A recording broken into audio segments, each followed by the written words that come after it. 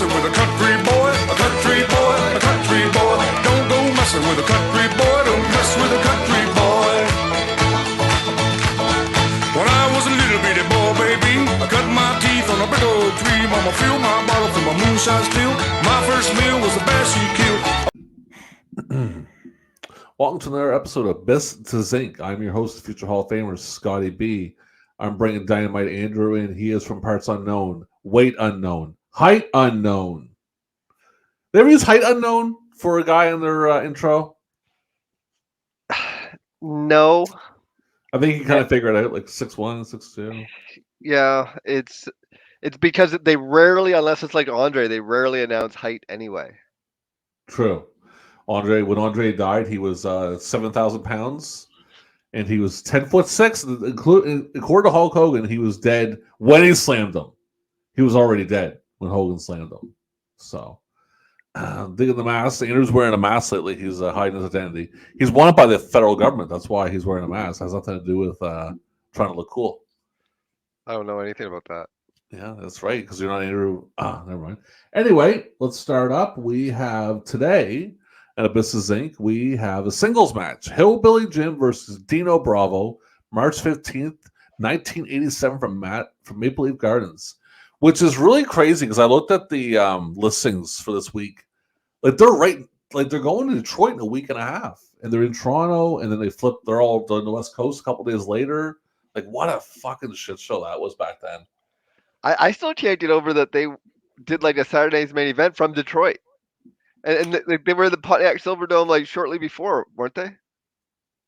They were in the Silverdome. No, they went there in like January of '88 and drew like 400 people, which is like, wow, shit, man. Like, that's just got to be. But I think they just used the floor. They must have. But anyway, no, I don't think. I think it might have been their first time at the Silverdome. Let me take a look before we start up, because I'm curious about that now. Let's go history to the. I should have that site bookmarked because we're using it a lot. They might have went there in January of '87.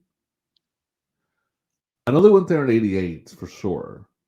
Well, they obviously went there in '87 for Mania. But let's take a look. Let's go. Oh, Silverdome. Yeah, it's gonna be interesting. So get the hell out of here. Excuse me. You know, I love WWE. I love that history WWE site, but I find there's a lot of pop-ups now on that site.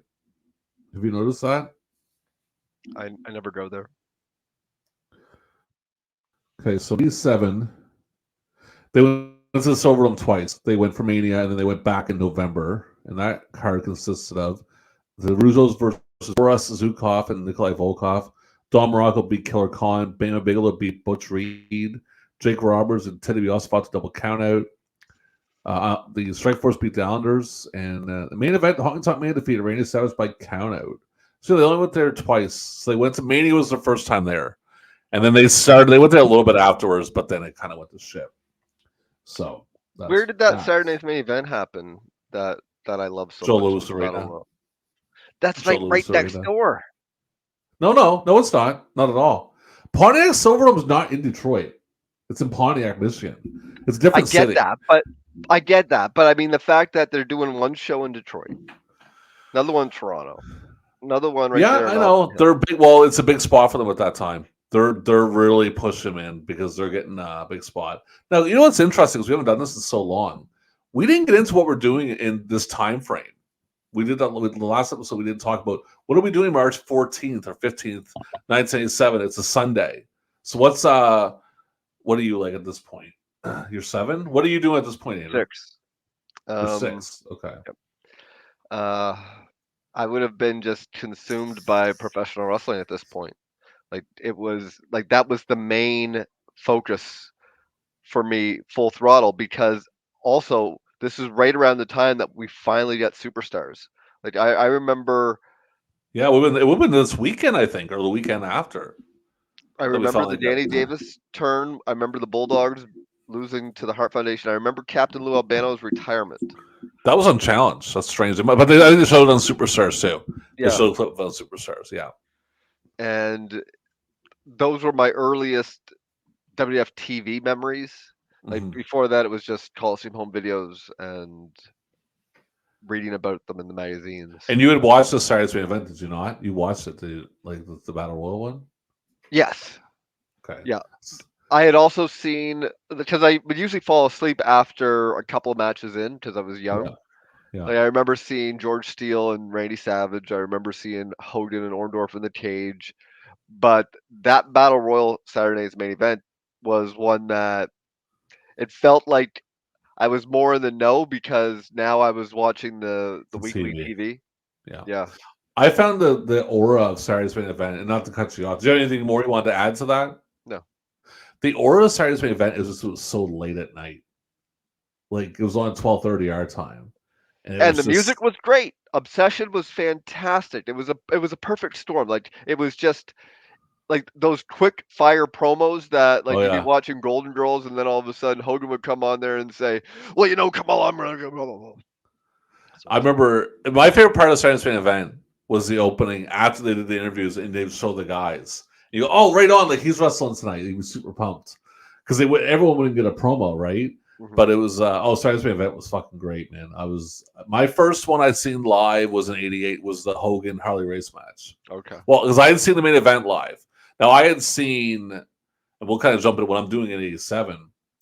March of '87 at this point, I'm still into harness racing, but I'm into wrestling because I have a neighbor, his mother babysits me. And at this point, I am 9. And he's a big wrestling fan. So he has tapes, and we're watching. Like he had taped, like you said, like he had taped Superstars. We watched Superstars, watched the Science Man event with Hogan and Ordo for the Cage. And really, that's where my fandom really started at, was with my neighbor. Mhm. Still a fan of harness racing.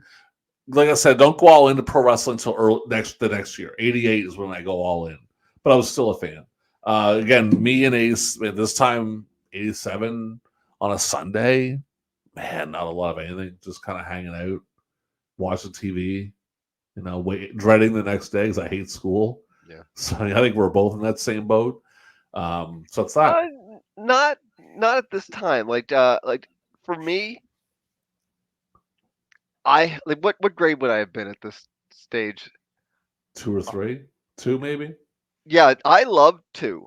Like I loved grade two. Miss Blando was great. I loved seeing my friends because I didn't like I would have a couple of buddies come over, but there was a lot of people that I only knew through school, so Mm. I didn't mind that aspect of it. And at this stage, like grade two, the thing that I'm most trepidatious over is nothing to do with school. It's more the older kids. I'm more concerned about Like like getting your ass kicked. the threat of these larger Yeah, humans that could I grew up. potentially, if they wanted to.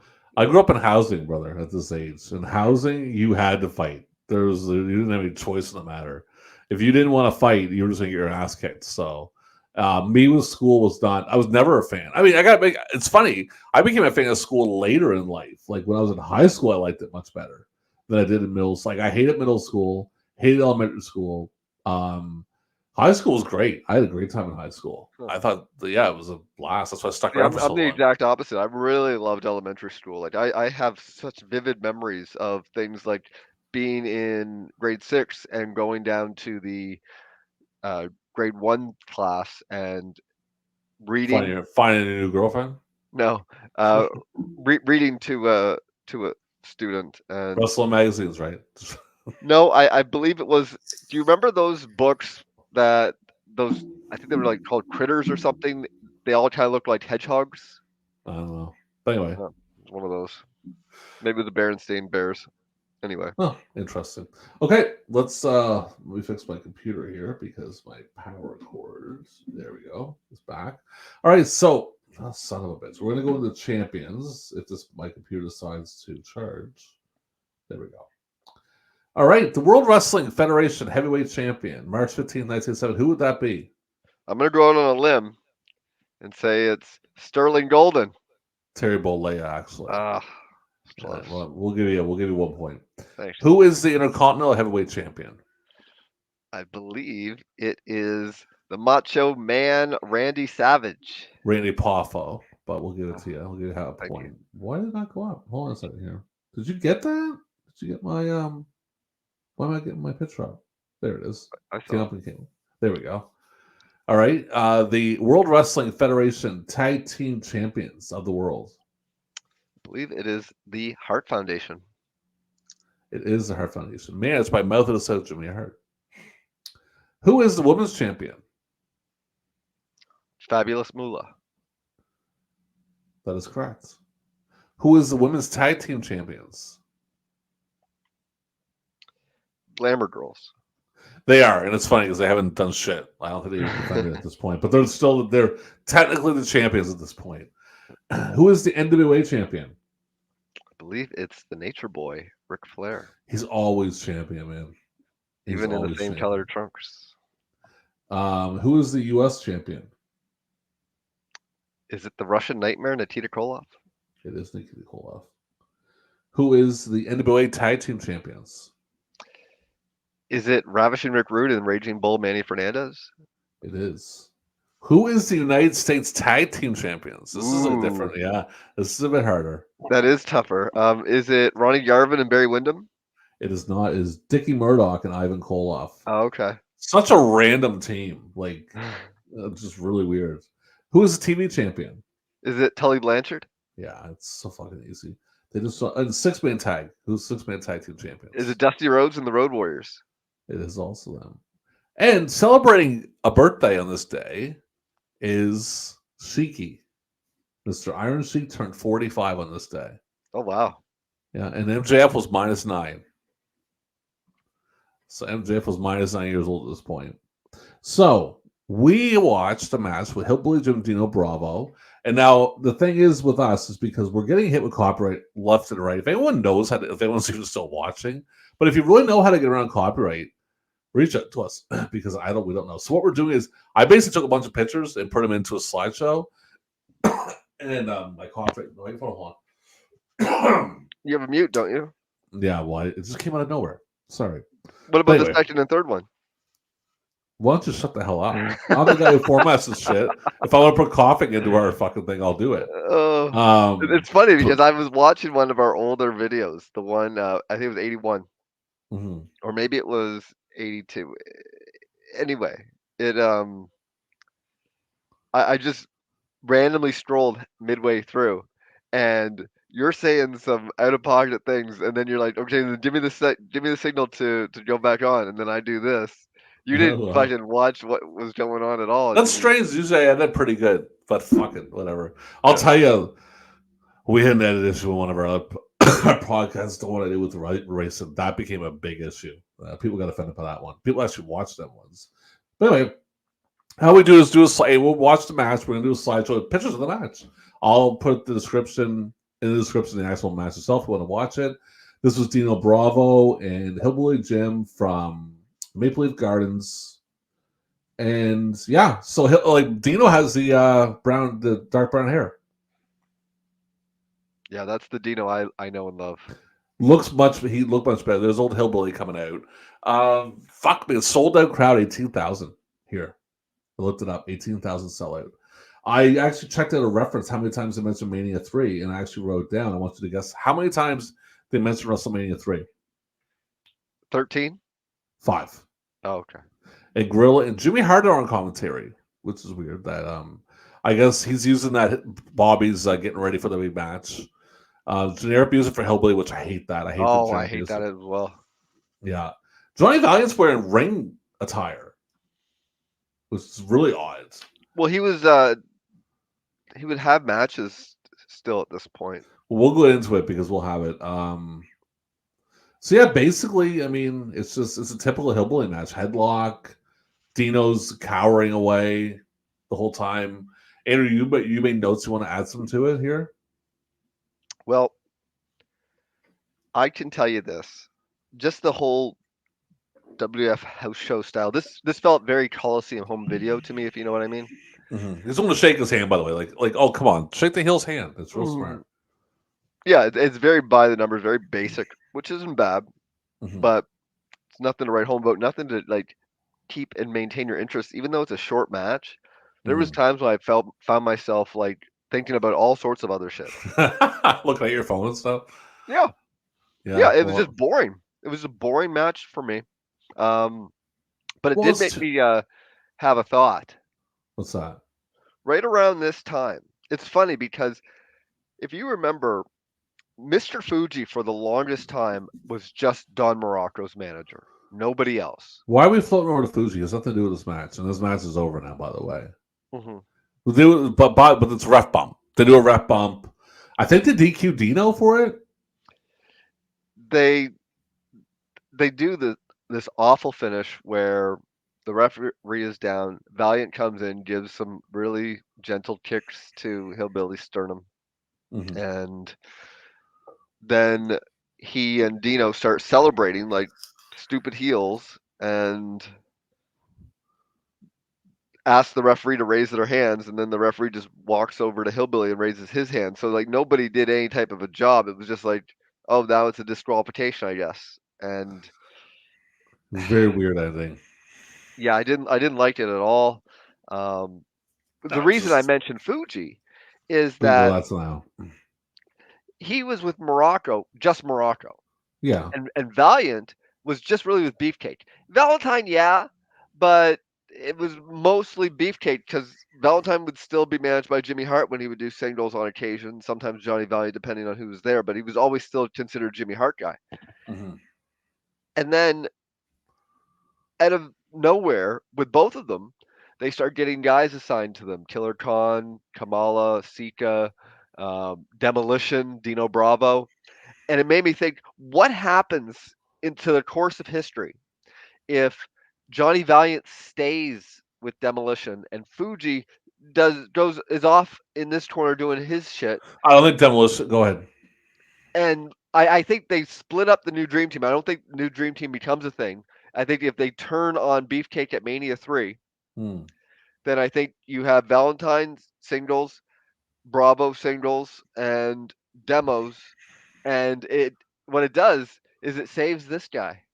It saves his job But I don't because think them. he's out of there by the end of the year. I don't think Demolition gets over like they do with Valiant. I don't think it happens. I Fuji think was it's all about the perfect. theme song. As soon as they get that theme song on the Pile Driver album, Yeah, that's what does it. but Fuji it just worked better with them with the face paint and stuff like that. Like Oh, I it, agree. It definitely worked better, but I just thought like, what happens to everybody else? Like it's like a butterfly effect. Like I think and you go with Bravo because Adonis gets fired like late April. So I think what you do is switch Adonis spot, give that to Bravo with Beefcake. Because really, really, because I was thinking Valentine and Beefcake because they had beef because they used to be a team.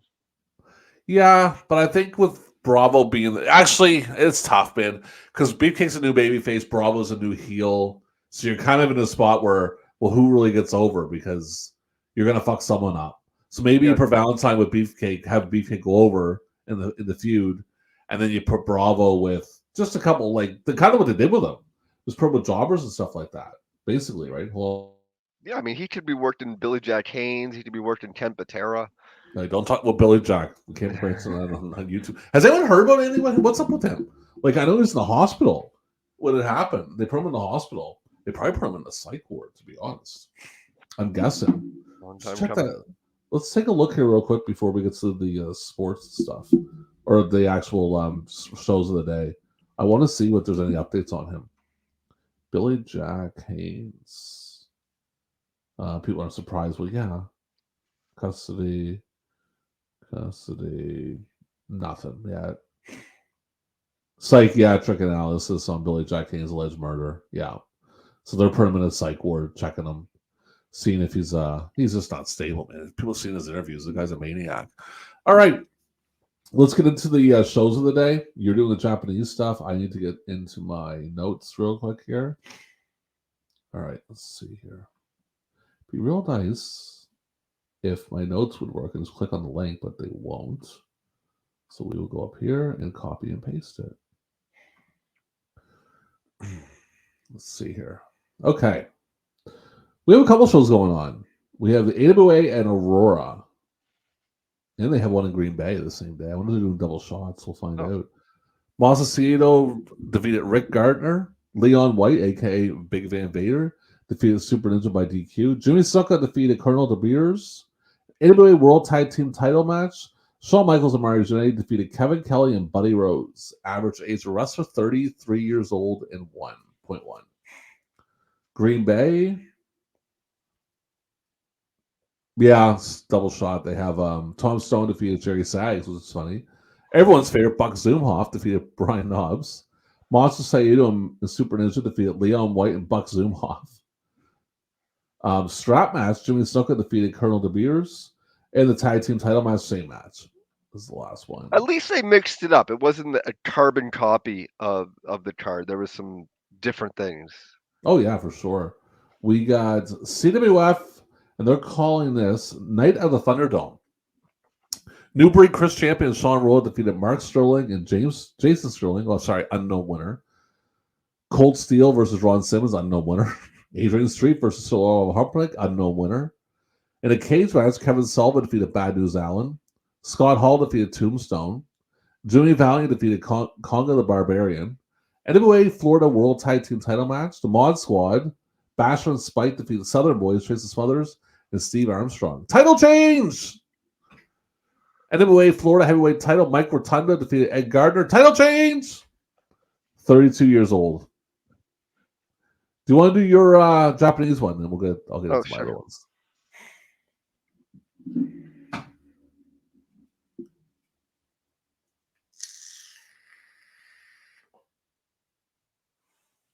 So this was a New Japan Pro Wrestling show at it was in Sumoto, in Hyogo. Young Lion Cup. Yoji Anjo defeated Kenichi Oya. Young Lion Cup. Akira Nogami defeated Tetsuo Nakano. Don Arakawa defeated Shunji Kosogi. Tatsutoshi Goto defeated Shinya Hashimoto. Black Cat and Shiro Koshinaka defeated Chris Benoit and Daryl Peterson. Daryl Peterson would, of course, become Max Payne and Man Mountain Rock. George Takano versus Rick Steiner ended without a winner as a no contest. Akira Maeda and Nobuhito Takada defeated the Sheepherders. Keiji Muto defeated George Wells. Kendo Nakasaki and Mr. Pogo defeated Osamu Kido and Yoshiaki Fujiwara. And in the main event, Antonio Inoki and Tatsumi Fujinami defeated Jerry Gray and Steve Williams. Average age of the wrestlers, 30.1. Man, that's some fascinating stuff with New Japan back in the 80s. Some of the guys that were there. Really fascinating stuff. I tell you, when I was a kid reading the results, I didn't give a shit about what was going on in, say, Peoria, Illinois, or Baltimore, Maryland. I was interested in what was going on in Japan because you would see like bizarro tag teams, like Iron Mike Sharp is teaming with Hulk Hogan. What the fuck? Yeah, it's so weird. And also Puerto Rico. That stuff used to interest me as well.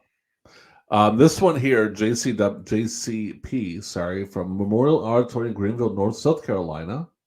We have Tim Horner defeated the Italian Stallion. Bob Armstrong and Valimir Prutov went to a time limit draw. Brad Armstrong defeated Ivan Koloff. Tim Horner and Bobby Jaggers defeated Gary Royal and the Barbarian. And a no disqualification match for the U.S. title. Lex Luger versus Nikita Koloff. And in a double count, I don't want a fucking cheap that is. In a steel cage match, Ricky Morton defeated Rick Rude. In the main event, 2 out of 3 falls for the NWA World Heavyweight title. Ric Flair defeated Barry Windham. Average age of wrestler, 32 years even. That's actually sounds like a decent one there. Yeah, I'm going to say that's probably the match of the day. Let's take a look. We have some TV tapings at the studios. Let's see if we have any nonsense. Well, maybe Bravo and Hillbilly. Yeah, right.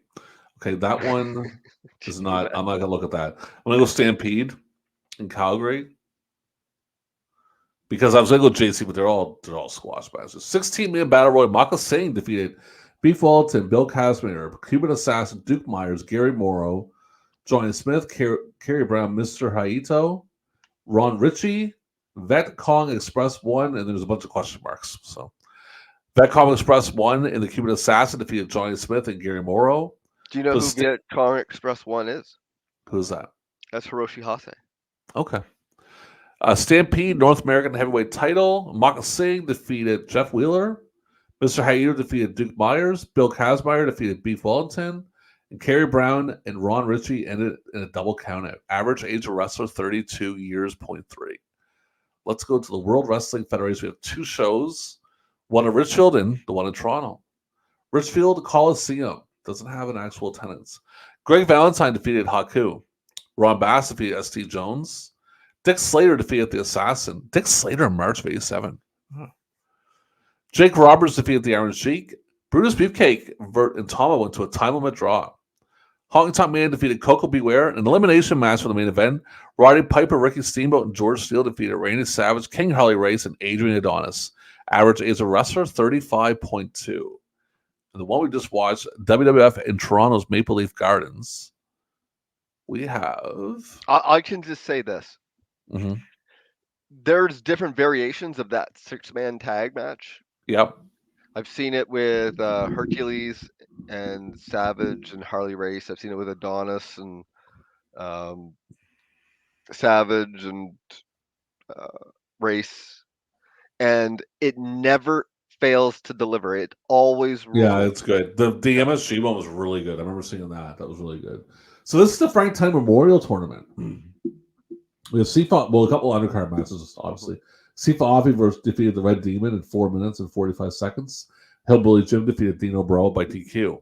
In the first round of the tournament, Killer Bees defeated Kamal and Sika in 7 minutes. Canaan Connection defeated Jerry Allen and Danny Spivey in 10 minutes and 31 seconds. Demolition defeated the British Bulldogs by disqualification in 4 minutes and 50 seconds.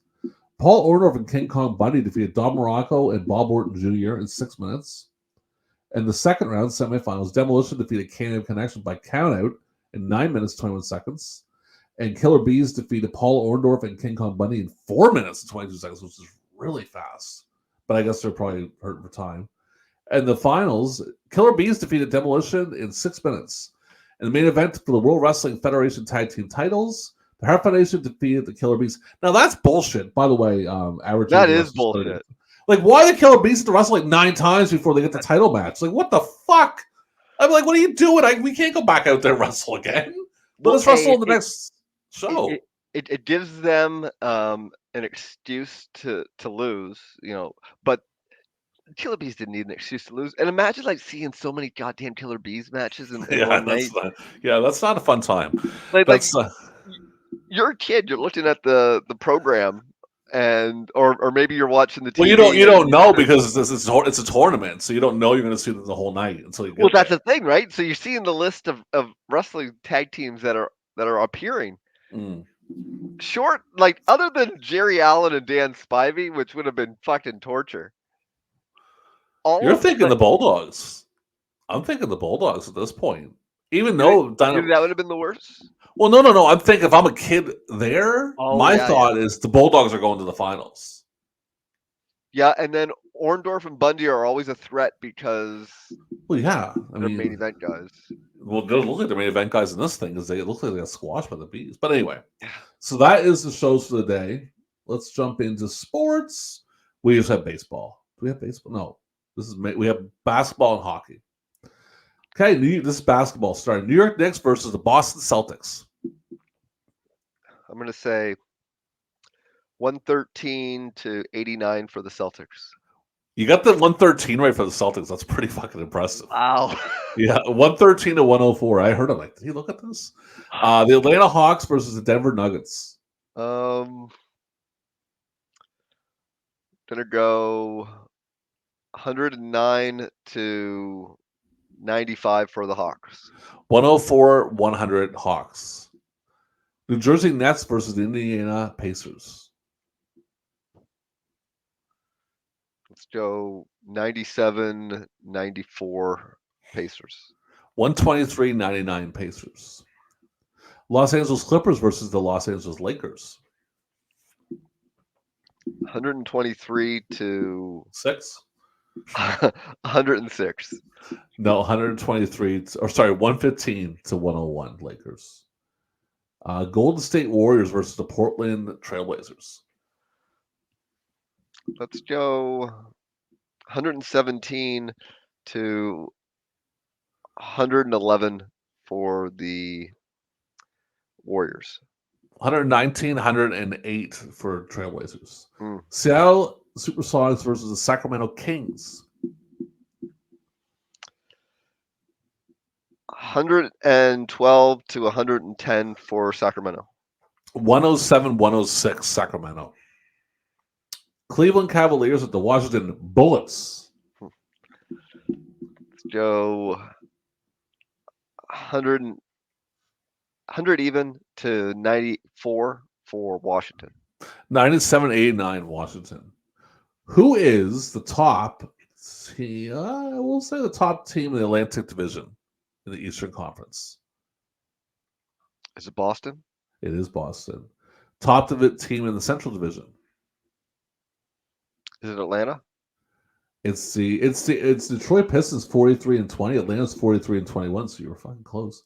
The Bulls in 87, 32 and 31, so they're not looking that hot back then. Yeah, because Jordan didn't have any supporting players yet. Yeah, it's interesting. Midwest Division, the Western Conference.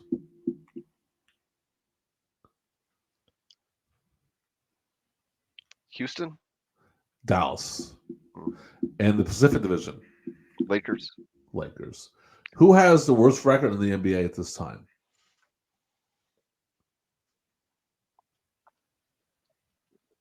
Is it Clippers? Yeah, 11 and 51. Hockey. Minnesota North Stars versus Chicago Blackhawks. 3-3 tie. 4-2. Minnesota. Hartford Whalers versus the Edmonton Oilers. 7-2 for Edmonton. 4-1 Edmonton. Philadelphia Flyers versus the New York Rangers. 3-0 Philly. 5-2 Philly. Detroit Red Wings versus the Winnipeg Jets.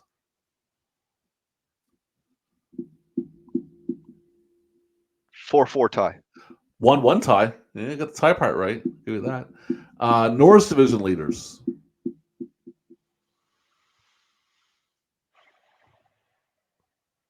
Is it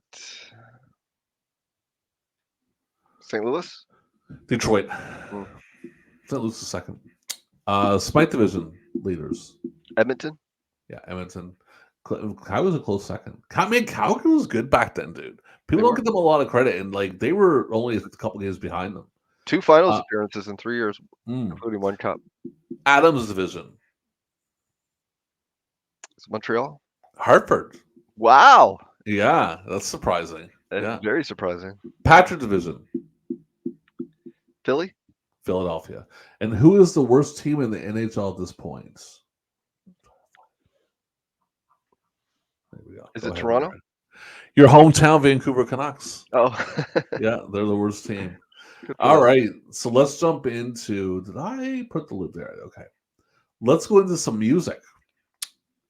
Top 5 singles this day: "Lean on Me," was by Club Duvall; "Living on a Prayer," Bon Jovi; "Let's Wait a While," Janet Jackson; "Somewhere Out There," Linda Ronstadt, James Ingram. And what is the number 1 song on this day in 1987, March 15th? Is it Welcome to the Jungle? No, that hasn't even been released yet. Jacob's Ladder by Huey Lewis and the News. And I know Huey Lewis. I don't know this song. Do you know Me this neither. song? No. Yeah, I've never heard of it. Strange. I love the All right. movie. I don't know. It's weird. Albums. We have Control, number 5 by Janet Jackson. Invisible Touch, number 4 by Genesis. The Way It Is by Bruce Hornsby and The Range. That was number 3. Number 2, Slippery When Wet, Bon Jovi. What is the number 1 album at this point? Is it that Huey Lewis and the News one? License to Ill, Beastie Boys. All right, so we got that. Top movies. We got 5 of them. Angel Heart, never heard of it. Love it. Okay, that's number 5. Tin Men, number 4. Platoon, number 3. A Nightmare on Elm Street, Nightmare on Elm Street 3, Dream Warriors is number 2. My favorite of all the Nightmare on Elm Streets. We're going to talk about that in a second. I'll ask you one second. What's the number 1 movie this weekend, I guess? Is it Predator? Lethal Weapon. Lethal Weapon is number 1. You know what's a good Nightmare on Elm Street? I think it's a new Nightmare where Robert Englund actually plays himself. Do you remember that one? Yep. I remember that being pretty good, or am I just thinking that was good? I saw it one time, and it was at a party. So I was drifting in and out of paying attention. Yeah. I think I've seen it on Marijuana. Don't tell anybody. No one want to know about that. So I have a cool thing. I found a site that has the ratings for most days. Not all of them, but most of them. And you know what? I am an absolute fucking idiot. I picked the wrong year. Give me a second here. I'm looking at it. It's like 88. It's not fucking 88. Let's go to. It's a site called. I want to give this guy props. Whoever ratings Ryan, and he has a ton of ratings. I'm talking like going back to the 1950s, which is very cool. But I need to. I don't think I can get it. Shit. Hold on a second here. Live television, pal. Yeah, we're live, pal. Yeah, well, I don't care if we're live. Well, either way, it would have been this anyway because it was always this every Sunday. When it was a football season, 60 minutes was the top show. Well, we don't know. Literally 60 minutes was the top show on every Sunday except for football season. Well, I'll see if Ryan's ratings has it differently. Let's take a look. There could have been a big TV movie. That's possible. I'll give you that. Let's see here. What are we at? March? Let's see if we can get to March. Yeah, we got nothing there. Anyway, well, I fucked up the TV part. I really don't care. I do a lot of research, people, and sometimes I screw up, but that's that. So that is a Business Zenk Hillbilly Jim episode. We're coming back, people, tomorrow with a new episode. Tom Zenk goes overseas. He goes over to Japan. Gonna fly.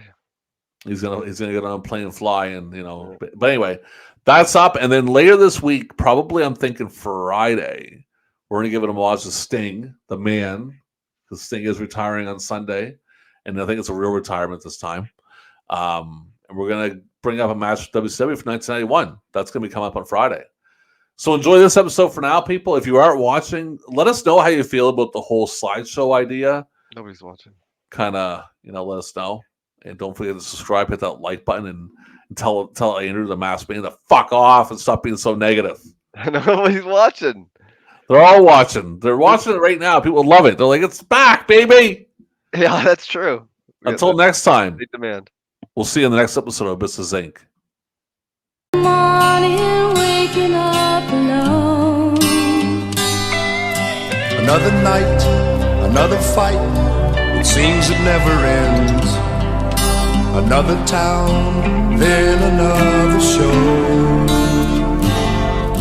Tonight I'll be a